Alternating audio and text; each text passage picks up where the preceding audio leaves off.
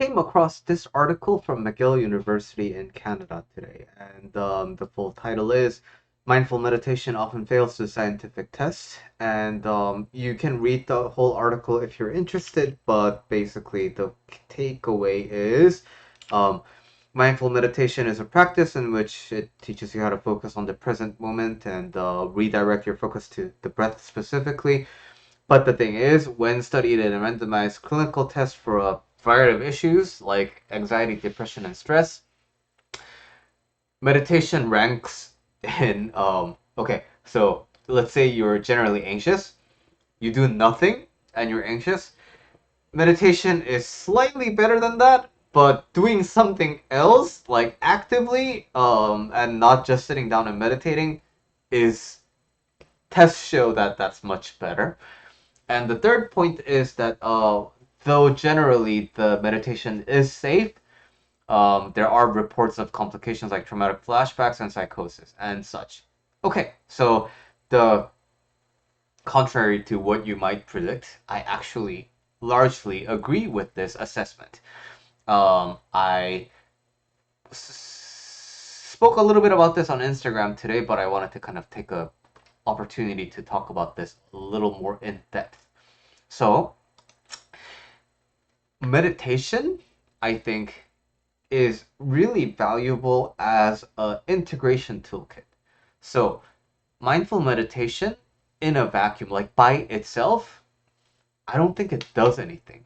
And moreover, it is very challenging to actually do the meditation in practice, especially if you're new. Sitting in lotus itself might just not be possible for you. And if you're not Asian, so you're not really used to sitting on the floor, that can be a challenge as well. And so even if for just 5 minutes, just sitting down and you don't even know what it feels like to not have thoughts mean anything. You can have thoughts, but you just redirect your focus here. You don't even know what that means, right? And when you're in true meditation, you don't like scratch your random itches. You don't like constantly correct your posture. You don't open your eyes and stretch your legs out and then come back and do it. That's not meditation, right? That's just like sitting down, thinking about stuff. So if there's no greater purpose that's guiding you to the meditation practice, it's just gonna be a bad time. There's no point. And I truly believe that. That's why when I kind of like prescribe meditation to my clients, I always tell them in advance, I need to tell you meditation sucks. Like the experience of meditating sucks. So I'm not gonna tell you it's all roses and flowers. It does suck, but the benefits are definitely there. So the article is largely testing, okay, I have anxiety and I have depression, and now I'm not going to do anything but meditate. I'm not going to do anything else but meditate on that. Of course, it's not going to help. But the thing is, meditation actually is dealing with the actual root of your anxiety and your depression. So, for example, if I'm doing other like active things, so suppose I'm getting coached, or suppose I'm playing sports, or suppose I'm taking long walks in nature and like I'm hiking and things like that. When I'm doing those things, um, I'm just kind of distracting myself from thinking the anxious thoughts that's sort of in my baseline, right? And so anxious, depressed, and all these things are in the baseline of my psyche because of my karma. But as I'm engaging in active things, I just kind of forget that they're there for a little bit because I'm spending my foreground processes on doing something else. Meditation is a way to actually deal with the root cause of like, why am I anxious? Why am I depressed? And now, but just because you sit, you're not gonna get it. That's why it's a integration of knowledge. That's why I always have my clients get coaching first, and then we can talk about meditation, we can talk about bowing. Because the coaching is required to help you understand what the intent of the meditation is.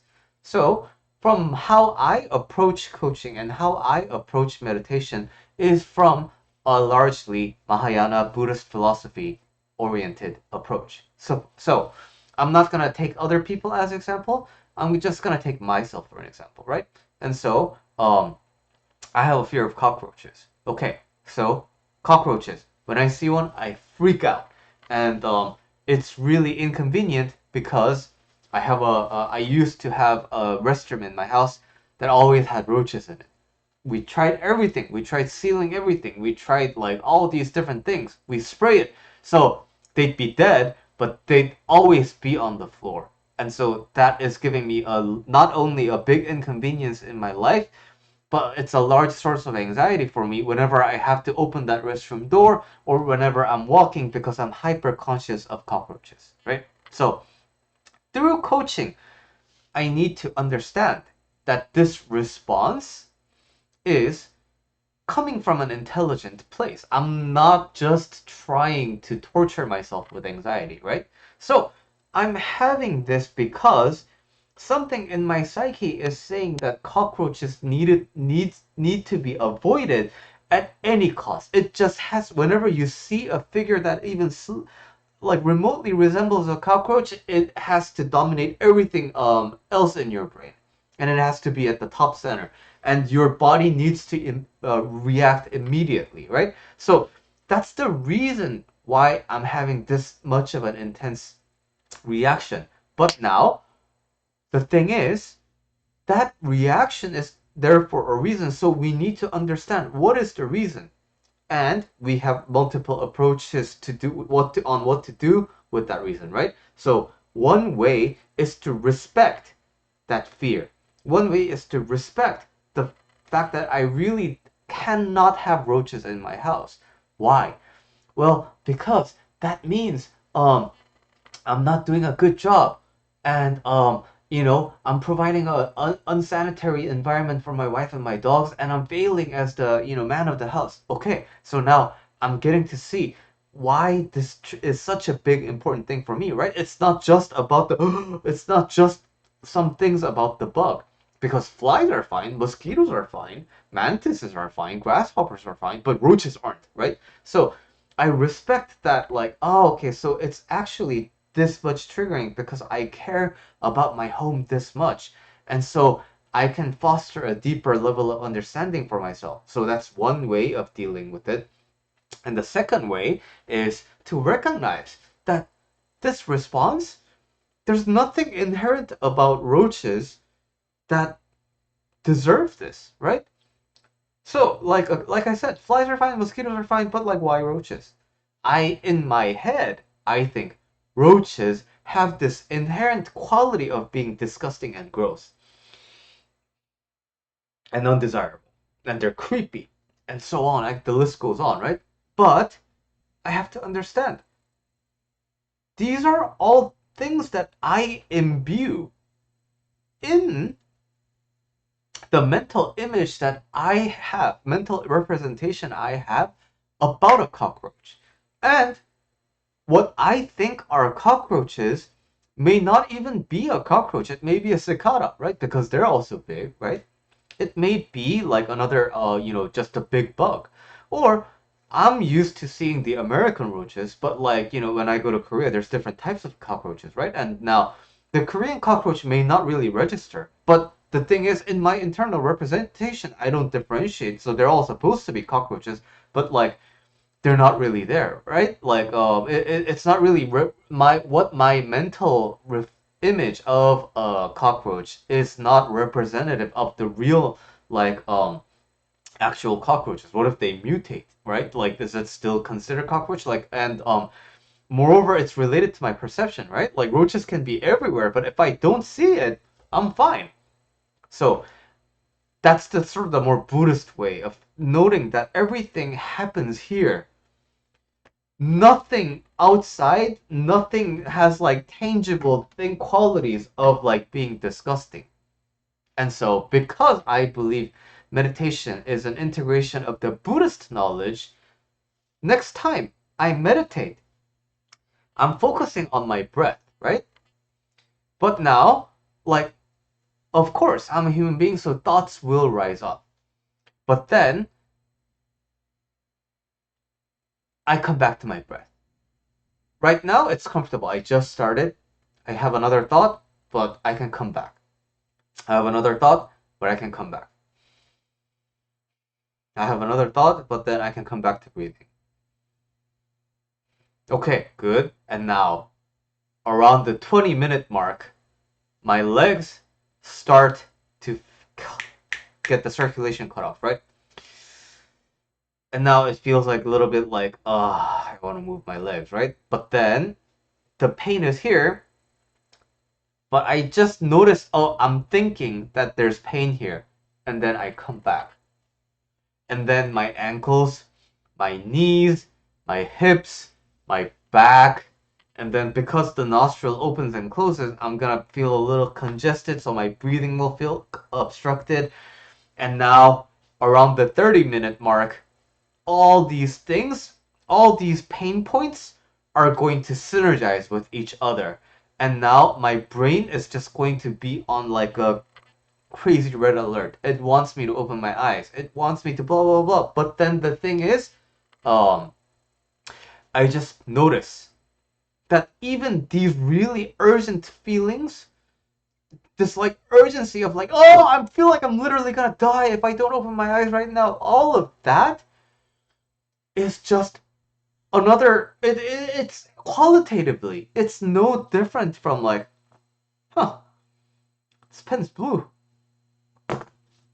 Qualitatively, it's not different from like, this is paper. Because it's just what's going on in my head. Nothing outside happened.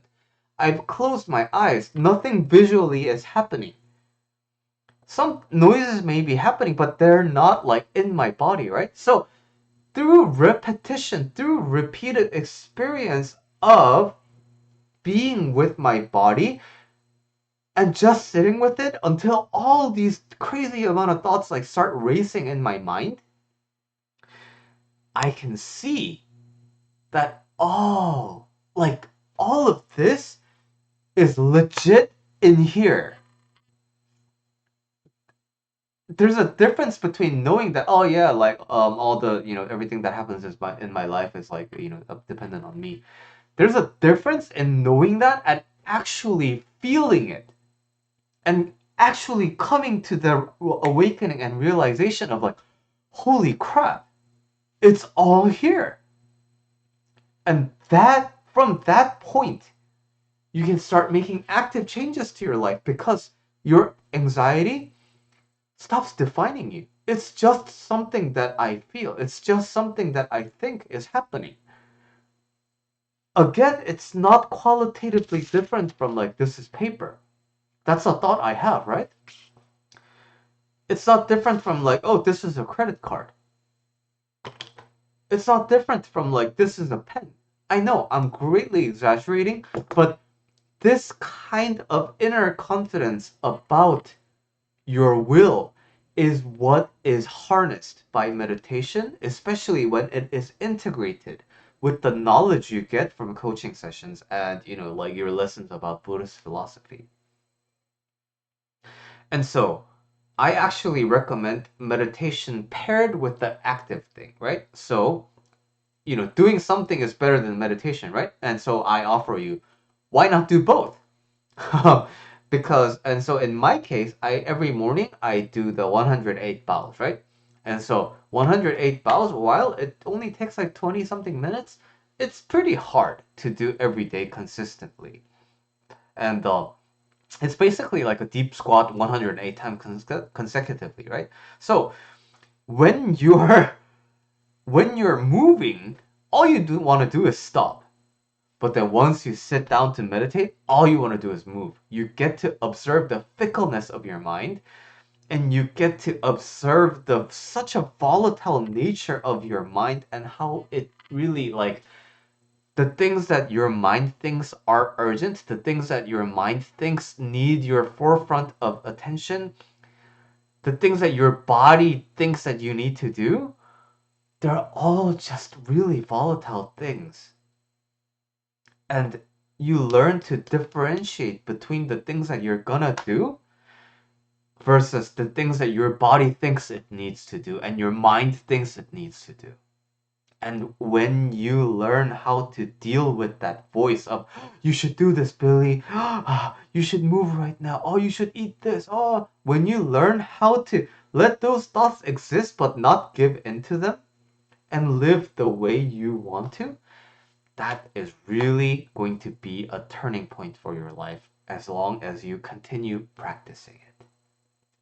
So, going briefly back to the traumatic aspects of it. Yeah, when you meditate for like for me the threshold seems to be around 30 minutes. Like after at this point after 30 minutes it's a true challenge for me because like every fiber of my body wants me to move and it's like it literally begs me to stop. And so I heard from my meditation teachers that, to be completely honest, I had a pretty comfy life. But right, but if for the people who haven't, right, the pain and the feeling of restriction gets tied into the deeper feelings of what is underneath all the karma. And when that surfaces, it gets really hardcore. It becomes super vivid. Now, the point is to raise your capacity in a controlled pace so that you can sit through those thoughts and then, in the end, recognize that also all of your trauma is also void. It's a way for you to integrate that into your body, but it has to happen over a controlled way and on a sustained period of time. You're not going to suddenly out of the blue do a 40-minute meditation session and get over your trauma. Actually, there's a really good article, I think, from the Atlantic, I think. I don't know. I'll find it a little bit. Actually, let me find it right now. Okay, this is the article. It's actually from The Guardian, but this is a person who's never done meditation before and somehow decided to go to New Zealand for a retreat. And yeah, it tells you that it's not easy, and when you go in head first, like you're going to encounter so many different triggers inside your body for the trauma simply because like it's really really uncomfortable, and when you're forced to be in an uncomfortable situation for a prolonged amount of time, even if it's you who's making you do it, um it's going to really kind of start kind of opening the gates. So take that article as your warning. Don't venture into meditation like, oh, I'm gonna do 15 minutes and I've never done it before. Don't do that. Start with like 5 minutes. Start with getting to full lotus and then collecting like 10 breaths and then releasing. Do those first, and then of, again, you need education. You need knowledge to integrate into your meditation sessions. So my recommendation is getting coaching, preferably from someone who knows the Buddhist philosophy, i.e., me, and pair it with an active training with the passive training. So pair your meditation with something more active that you don't want to do. So voluntary, humanly possible challenges. Okay, so that's my TED talk on meditation, but turned out to be a little longer winded than I originally intended, but hope that was helpful for you. All right, if you have any questions, write me a comment or send me an email at billy@julylifecoach.com. I'd be happy to talk to you. Toodles!